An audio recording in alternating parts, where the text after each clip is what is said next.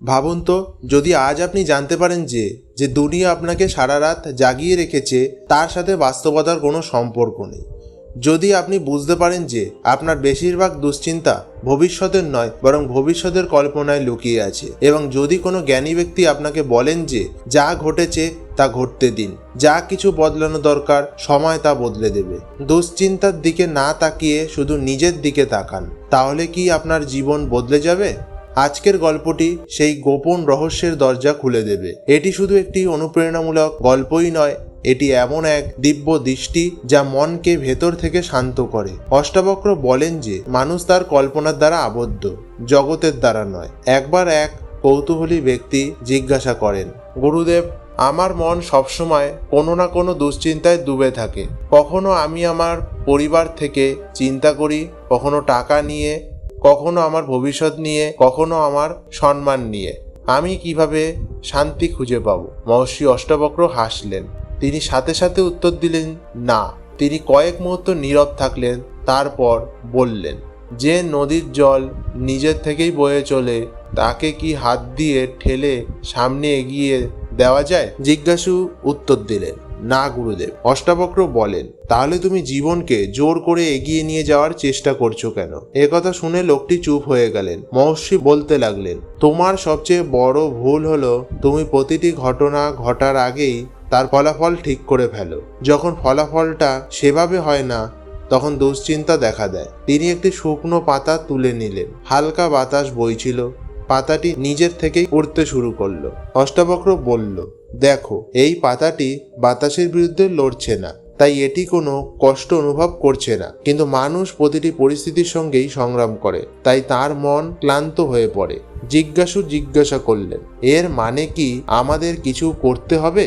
এটা একেবারেই করা উচিত নয়। মহর্ষি হেসে বললেন, নিজের কাজ করো কিন্তু চিন্তা করো না, চেষ্টা করো কিন্তু তার পরিণতি বোঝা বহন করো না। নিজের জীবনযাপন করো কিন্তু প্রতিটি মুহূর্তকে নিয়ন্ত্রণ করার অহংকার পোষণ করো না। তারপর তিনি একটি গভীর কথা বললেন, যে মুহূর্তে তুমি মেনে নিতে শিখবে যে যা ঘটেছে তা এই মুহূর্তের বাস্তবতা, তখনই দুশ্চিন্তার অর্ধেক বোঝা দূর হয়ে যাবে। কিন্তু মানুষ কেন এটা করতে পারে না? কেন একজন ভবিষ্যতের চিন্তায় অনবরত জ্বলে? আর দুশ্চিন্তা দূর করার জন্য অষ্টাবক্র কি সহজ সমাধান দিয়েছিলেন? এমনকি রাজাও এটা গ্রহণ করার পরেও শান্তি খুঁজে পেয়েছিলেন। মহর্ষি অষ্টাবক্র সেই কৌতূহলী ব্যক্তিকে জিজ্ঞাসা করলেন, যদি আগামীকাল এখনো না এসে থাকে তবে তুমি তাকে ভয় পাচ্ছ কেন? লোকটি উত্তর দিল, গুরুদেব, আমার ভয় নয় যে ভবিষ্যতের সবকিছু নষ্ট হয়ে যাবে। অষ্টাবক্র শান্ত কণ্ঠে উত্তর দিলেন, যা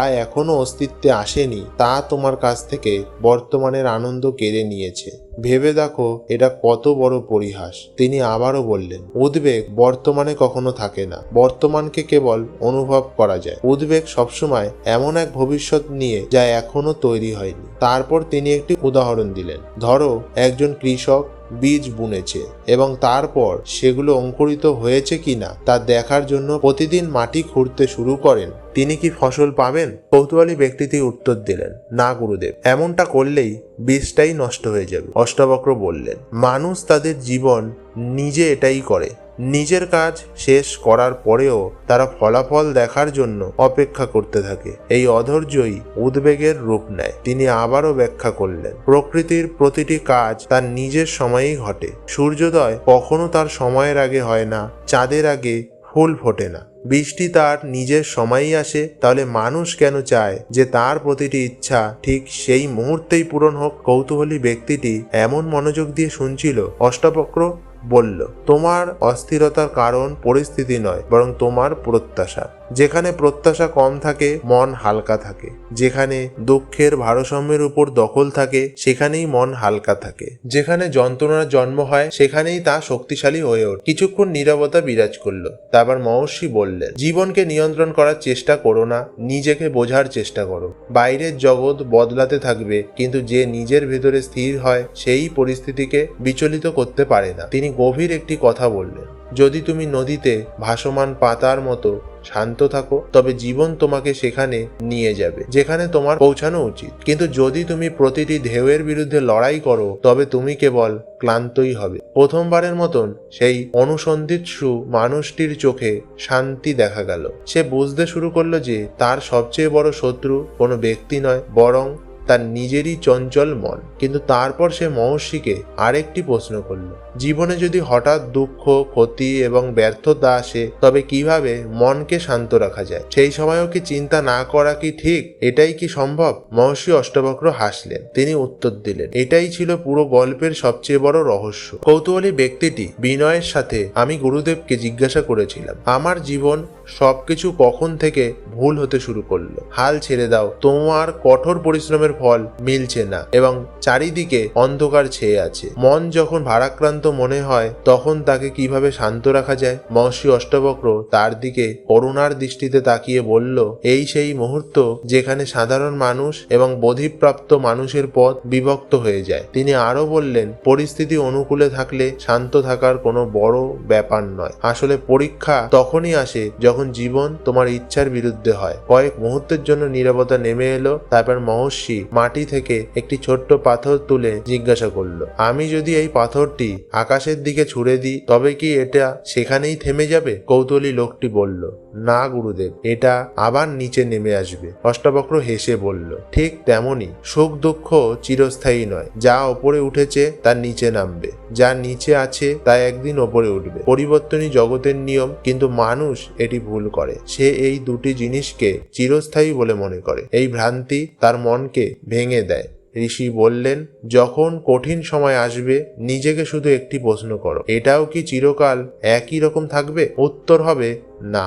আর যখন সুখ আসবে, তখন সেই একই প্রশ্ন করো, এটাও কি চিরস্থায়ী হবে? উত্তর একই হবে না। যিনি এই সত্য উপলব্ধি করেছেন, তার মন তার পরিস্থিতির দাস থাকে না। প্রশ্নকর্তা তার গভীর মনোযোগ দিয়ে শুনছিল। অষ্টবক্র বলতে থাকলেন, আপনি নিজের ইচ্ছানুযায়ী জীবনকে নিয়ন্ত্রণ করতে চান, অথচ জীবন তার নিজের নিয়মেই চলে। যেখানে সংঘাতের অবসান ঘটে, সেখানেই শান্তির জন্ম হয়। তিনি আরো একটি গভীর পর্যবেক্ষণ করলেন। দুশ্চিন্তার অর্থ হলো ঈশ্বরের কাজ নিজের হাতে তুলে নেওয়ার চেষ্টা করা। আপনার নিয়ন্ত্রণ কেবল কাজের ওপর, সময়ের ওপর নয়। আপনার নিয়ন্ত্রণ কেবল প্রচেষ্টার ওপর, ফলাফলের উপর নয়। আজ যাকে আপনি ক্ষতি বলে মনে করেন, কাল তা হয়তো মহৎ কল্যাণের কারণ হতে পারে। অতএব একটি অসম্পূর্ণ গল্পের উপর ভিত্তি করে বিচার করবেন না। জিজ্ঞাসু ব্যক্তির চোখে জল ভরে উঠল।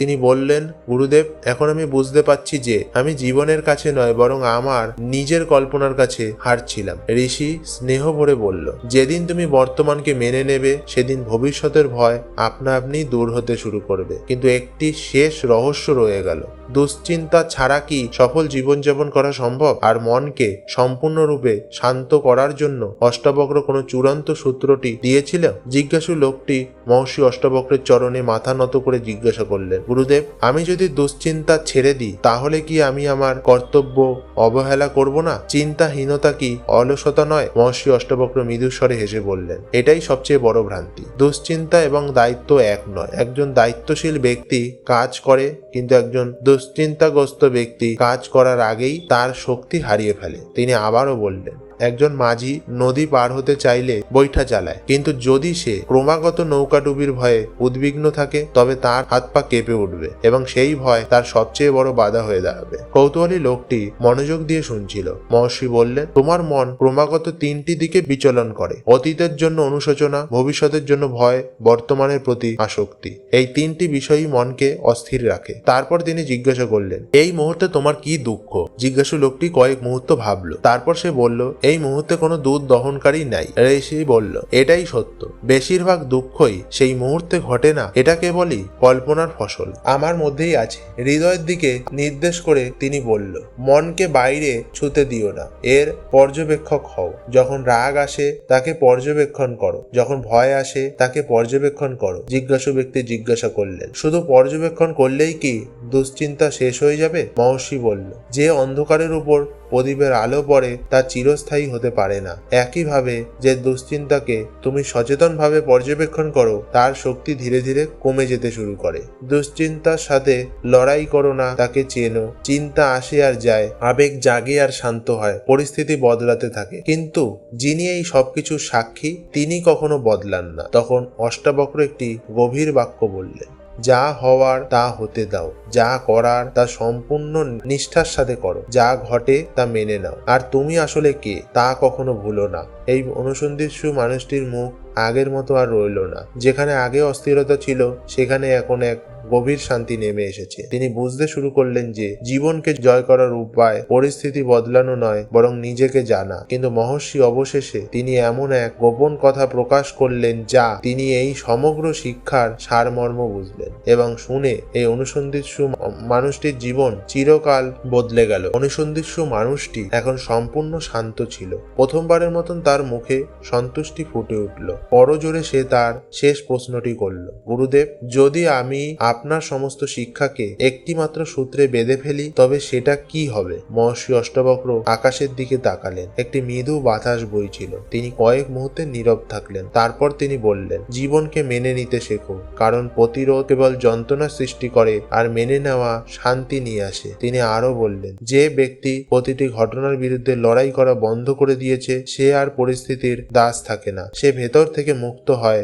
মেনে নেওয়ার অর্থ হলো হেরে যাওয়া নয়, মেনে নেওয়ার অর্থ হলো বাস্তবতাকে স্পষ্টভাবে দেখা এবং তারপর উপযুক্ত পদক্ষেপ নেওয়া। যদি বৃষ্টি হয় প্রথমে স্বীকার করো যে বৃষ্টি হচ্ছে, কেবল তখনই তুমি তোমার ছাতা খুলতে পারো। যদি তুমি কেবল বৃষ্টিকে অভিশাপ দাও তবে তোমার ভিজতেই হবে। অনুসন্ধিৎসু মানুষটি জিজ্ঞাসা করল, প্রতিটি ঘটনার মধ্যে কি কোনো লুকোনো শিক্ষা আছে? মহর্ষি বলল, হ্যাঁ, একজন সচেতন ব্যক্তি প্রতিটি অভিজ্ঞতা থেকে শেখে। অবচেতন মন কেবল প্রতিটি অভিজ্ঞতা নিয়ে অভিযোগ করে। তারপর তিনি তার শেষ উপদেশ দিল, যখন মন ভবিষ্যৎ নিয়ে উদ্বিগ্ন হয় তখন তাকে বর্তমানে ফিরিয়ে আনো। যখন মন অতীত নিয়ে অনুশোচনা করে তখন তাকে বর্তমানে ফিরিয়ে আনো। আর যখন মন পরিস্থিতির সাথে নিজেকে যুক্ত করতে শুরু করে তখন মনে রেখো, আমি পরিস্থিতি নই, আমি তাদের সাক্ষী। মহর্ষি বললেন, জগৎ বদলাতে থাকবে, মানুষ আসবে আর যাবে, লাভ ক্ষতি, সম্মান অপমান, মিলন বিচ্ছেদ সবই সময়ের সাথে সাথে বদলে যাবে, কিন্তু যিনি